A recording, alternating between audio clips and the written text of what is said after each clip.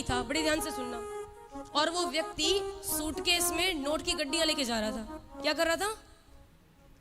लेकिन वो नाव में था और नाव भी समुद्र में चल रही थी, और चल भी ऐसी जगह रही थी बोले जहां से दोनों ही किनारे बहुत दूर थे, अर्थात वो समुद्र के बीचों बीच थी। बोल वृंदावन बिहारी लाल की। और जब समुद्र के बीचों बीच नाव थी तो महाराज तूफान आ गया अचानक, और उस नाव में इस व्यक्ति के अलावा कोई था नहीं।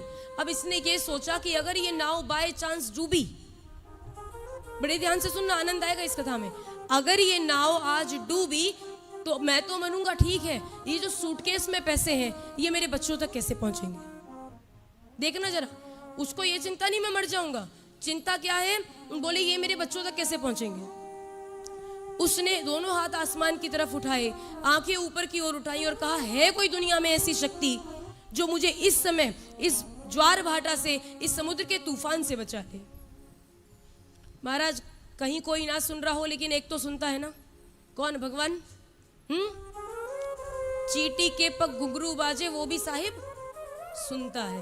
तो चींटी के छोटे से पैरों की छोटी सी पायल के घुंघरू को जब वो सुन लेता है तो हमारी वाणी को क्यों नहीं सुनेगा? इसलिए जब उसने आंखें ऊपर उठा के पुकारा, अचानक ही क्या हुआ, बोले जो लहरें अभी इतनी घुमड़ घुमड़ करके आ रही थी नाव के ऊपर को, डुबा देना चाहती थी नाव को, सब कुछ तहस नहस होने वाला था, अचानक से जल शांत हो गया, अचानक से सुंदर मीठी मीठी हवा बहने लगी। और क्या हुआ, बोले वो व्यक्ति सकुशल तट पे पहुंच गया। अब देखना क्या होगा, बोले जैसे ही उसने नाव से पैर नीचे रखा तुरंत ही एक महात्मा दिखाई दिया। अच्छा एक बात और सुनते चलना, जब इसने ऊपर कहा था ना कि सब कुछ शांत कर दो, तो इसने एक बात और कही थी हमारी वाली, कि भगवान यदि तुमने शांत कर दी तो मैं स्वर्ण मुद्राएं 100 दूंगा। क्या दूंगा? जैसे हम लोग डील करते हैं ना, भगवान इस बार काशी में आनंद कर देना, दरवाजे पे आ गया हूँ, इस इच्छा को लेके आया हूँ, घर पहुंचू तो हो जानी चाहिए, और अगर हो गई तो अगली बार जब काशी आऊंगा तो ये लेके आऊंगा। कहते हो कि नहीं कहते हो? हाँ, ऐसे उसने कहा, महादेव है कोई दुनिया की शक्ति, हो कोई परमात्मा, हो कोई ऐसी देवता, हो कोई ऐसी देवीय शक्ति जो आके मुझे बचा ले। अब महाराज वहां तो बात बन गई, लेकिन जब ये उतरा ना यहाँ पे तो एक महात्मा सामने से आए, बोले बेटा स्वर्ण मुद्राएं कहाँ हैं? क्या कहा? स्वर्ण मुद्राएं। महाराज एक साथ करंट लगा, किसको? उस व्यक्ति को। क्यों? क्योंकि जब वो ये बात कह रहा था तब आसपास कोई और था नहीं, और स्वर्ण मुद्रा की बात इनको कैसे पता चली? इसलिए कहा महात्मन कौन सी स्वर्ण मुद्रा है? इसने सोचा शायद बच जाए 100। क्यों? क्योंकि काम तो हो ही चुका है, इस तट पे तो मैं आ ही गया हूँ, समुद्र तो पार हो ही गया है ना।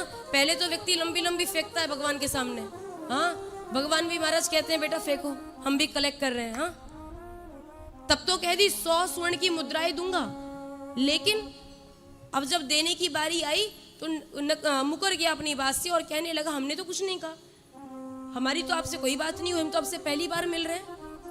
कहा बेटा भूल गए इतनी जल्दी? क्या? बोले अभी अभी जब तू नाव में परेशान हो रहा था, आंसू गिर रहे थे तेरे कि किसी तरह ये सूटकेस मेरे परिवार तक पहुंच जाए, तो हाथ उठा के किसने कहा था? महाराज बात समझ में आ गई कि सामने वाला जो व्यक्ति है वो कोई साधारण नहीं है, इसलिए देनी पड़ी। तुरंत ही अपनी जो साथ में पोटली वगैरह लेके आया था जिसमें हीरे वगैरह थे, निकाली स्वर्ण मुद्राएं, और ज्यों ही देने लगा महात्मा ने हाथ आगे किए तो क्या देखता है, महात्मा के जो हाथ थे उसमें खून लगा हुआ था। कहा महात्मन ये क्या है? कहा बेटा तेरी नाव को बचाते बचाते मेरे हाथ में थोड़े से जख्म हो गए। कहा उसने बात कही थी? जल के बीचों बीच, और महात्मा कहाँ थे? तट पे। उसको लगा कि यार वाकई इसने मेरे लिए इतना किया है, देना चाहिए। उसने स्वर्ण मुद्राएं दी, लेकिन देखना उसने क्या किया, वो महात्मा ने स्वर्ण मुद्रा ली, वो गोल्ड कॉइन लिए और ले करके कहा बेटा अब तू जा। इसने भी सोचा देखूं तो जरा फकीर आदमी है, 100 स्वर्ण मुद्राओं का करेगा क्या? महात्माओं को क्या चाहिए होता है, और ये मांग रहा है तो करेगा क्या? या तो ये लालची है। इसलिए पेड़ की आड़ लेके ये अपना सूटकेस लेके ऐसे खड़ा हो गया, पेड़ के पीछे। महात्मा ने सोचा, चला गया और उस स्वर्ण मुद्राओं को लेके महात्मा प्रवेश कर गए समुद्र में। और समुद्र में जब कंठ तक जल आ गया तो जो महात्मा थे उन्होंने जो स्वर्ण मुद्राएं हाथ में ले रखी थी आसमान की ओर फेंक दी। अच्छा, उसने जब मांगी थी महात्मा ने तब उस व्यक्ति को बुरा नहीं लगा, अब जो इसने फेंकी तो बुरा लगा। क्यों? बोले चलो लेता यूज करता तो मुझे लगता कि चलो मेरी मेहनत की तो मैंने भी कुछ दिया, मेरे लिए इतना किया तो मैं भी कुछ चुका पाया, लेकिन इसने तो समुद्र में फेंक दिया, पानी में मिला दिया। दौड़ा दौड़ा पेड़ को छोड़ के गया महात्मा के पास, कहा महात्मा ये क्या कर दिया, इतनी मुश्किल से मैंने कमाया था, आपको पता भी है कितनी मेहनत से धन कमता है, तुम तो फकीर हो, तुम्हें क्या पता। महात्मा ने कहा बेटा जो चीज जहां से आई थी वहीं चली गई। जो चीज, तू कौन है लाने वाला, उसने भी तुझे किसी रास्ते दिया होगा, हाँ, और मुझे भी बचाने के लिए उसी ने भेजा है, तो ना तो तेरा कुछ था ना मेरा कुछ है, जो चीज जहां से आई थी उसी नारायण के पास मैंने भेज दी। कहने का अभिप्राय क्या है, एक नोट सारे जेबों में घूम रहा है, आरबीआई से एक नोट निकलता है, हाँ, घूमता घूमता ना जाने कितने स्टेट क्रॉस कर जाता है, करता है कि नहीं।